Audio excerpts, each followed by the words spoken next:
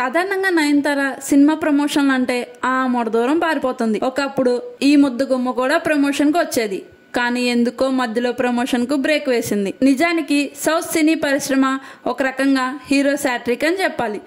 Cinema shooting మొదలు అన్ని విషయాల్లోనూ హీరోలకే ప్రాధాన్యత ఉంటుంది. రెమ్యునరేషన్ విషయంలో కూడా హీరోలకే అత్యధిక ప్రాధాన్యత ఇస్తారు దర్శకులు, నిర్మాతలు. అయితే నయనతార ప్రమోషన్ కారణంగా టైం వేస్ట్ అవుతుందని భావించి గతంలో దీనికి బ్రేక్ వేసిందని ఆ మధ్య ప్రచారం జరిగింది. అయితే చాలా కాలం తర్వాత ఆమె ప్రమోషన్లో పాల్గొంది.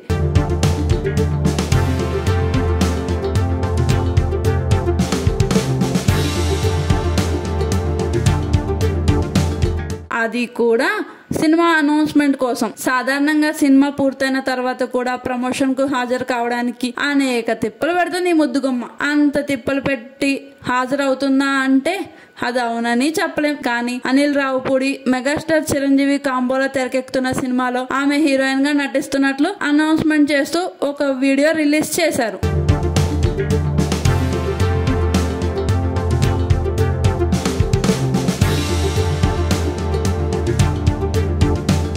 ఈ మధ్యనే ఈ వీడియో కోసం అనిల్ రావుపూడి చెన్నై వెళ్లారు. కాన్సెప్ట్ చెప్పడంతో వెంటనే నయనతారకు నచ్చి ఆమె ఆ వీడియో షూటింగ్ చేసినట్లు తెలుస్తుంది. అంతేకాదు ఇలాంటి కాన్సెప్ట్లతో వస్తే ఖచ్చితంగా చురుగ్గా పాల్గొంటానని అనిల్ రావుపూడికి మాటిచ్చిందంట.